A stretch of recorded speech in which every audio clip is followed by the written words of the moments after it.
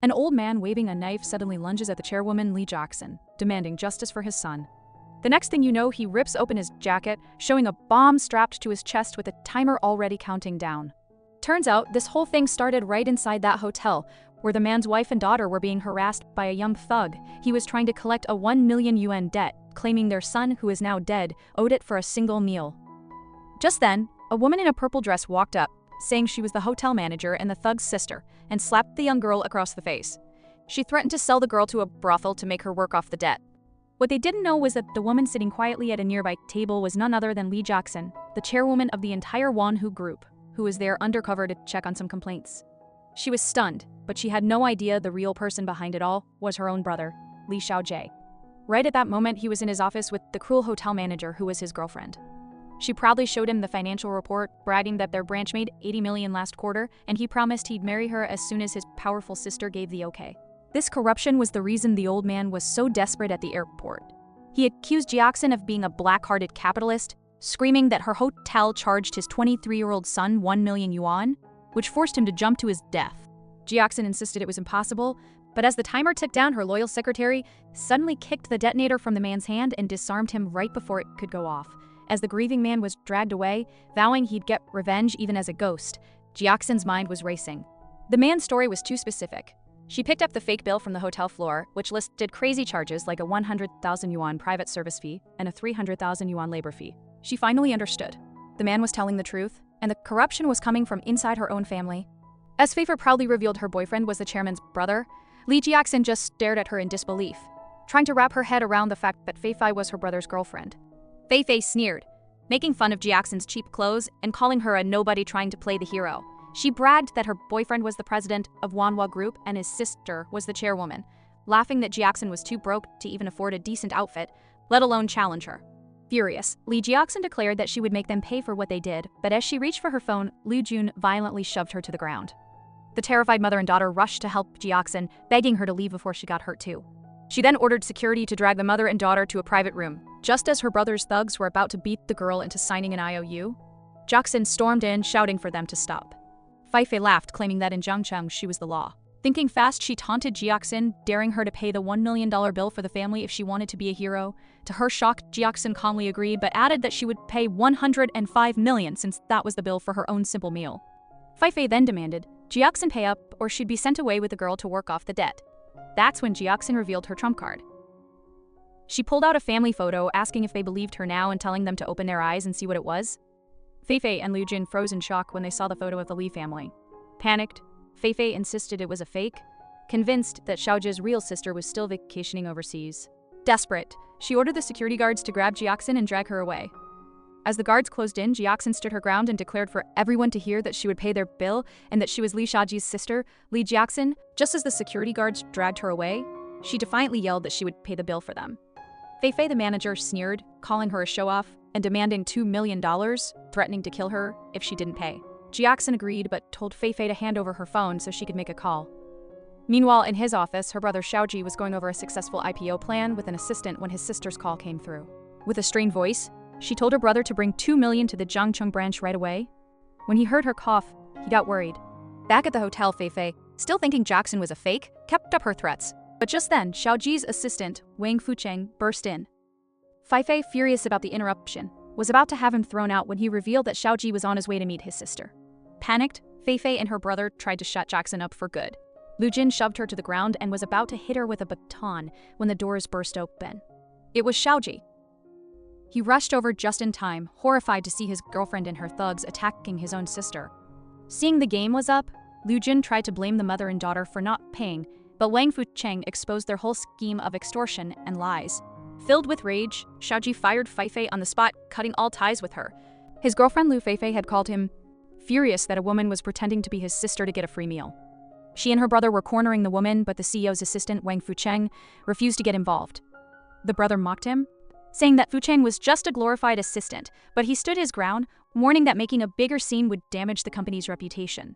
Enraged, Lu Fei Fei declared she was the future wife of the CEO, and that a mere assistant had no right to go against her. She warned him that his defiance would get him fired, and that he was on his way to personally deal with the troublemakers.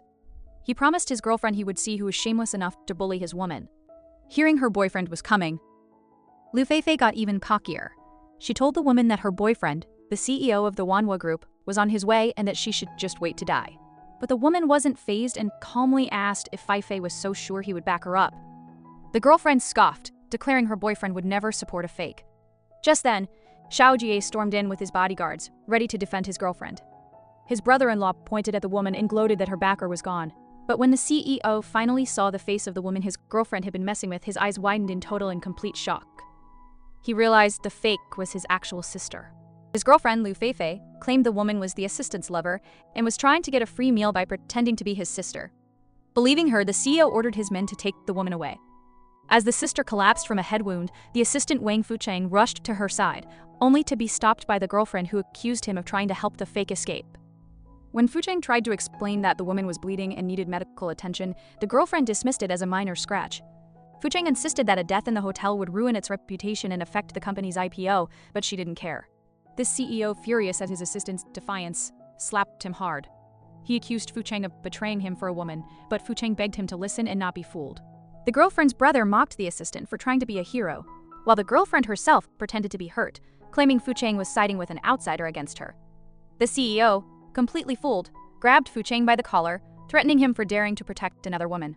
He then ordered his bodyguards to throw the mother and daughter out, claiming he couldn't stand seeing them play the victim.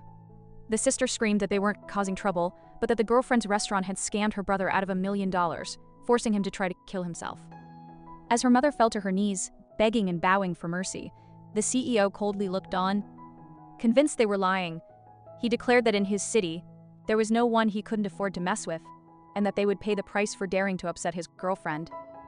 As the CEO's sister re-enters with a bandage on her head, her brother is frozen in shock, finally getting that his girlfriend has been lying to him. His girlfriend, still clueless, points at the sister and orders her to kneel and apologize. The brother-in-law joins in, telling his guards to force her down.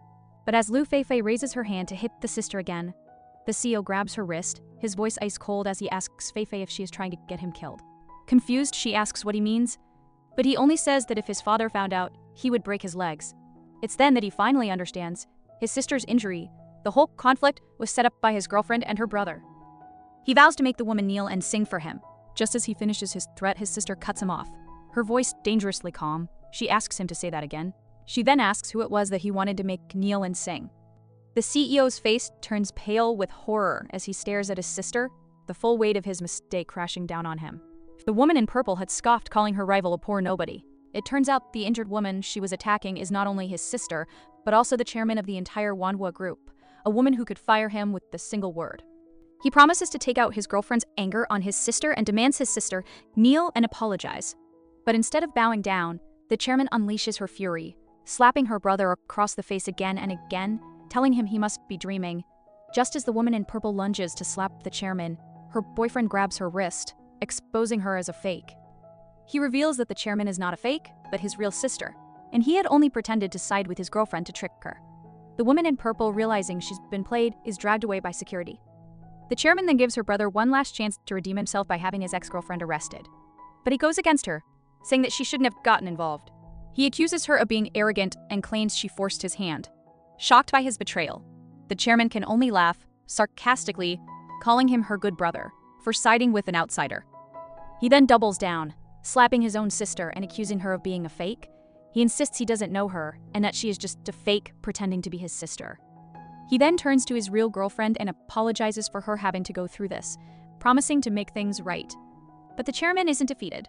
She tells him that no one can save him now, and as a first-time offender, his only hope is to immediately apologize and pay back his victims. The man slaps his own sister, grabs her by the collar, and screams in her face. He accuses her of being a manipulative actress and tells her to stop pretending to be his sister. He then holds up a restaurant bill, claiming it as proof that she's lying. But the chairman simply laughs. She calls him her good brother for ditching his own family for this woman. He explodes in rage, shouting that he won't stand for her bad-mouthing his kind-hearted girlfriend. It turns out the woman he's defending runs the restaurant that overcharged and killed a customer. The victim's daughter steps forward, backing up what the chairman said.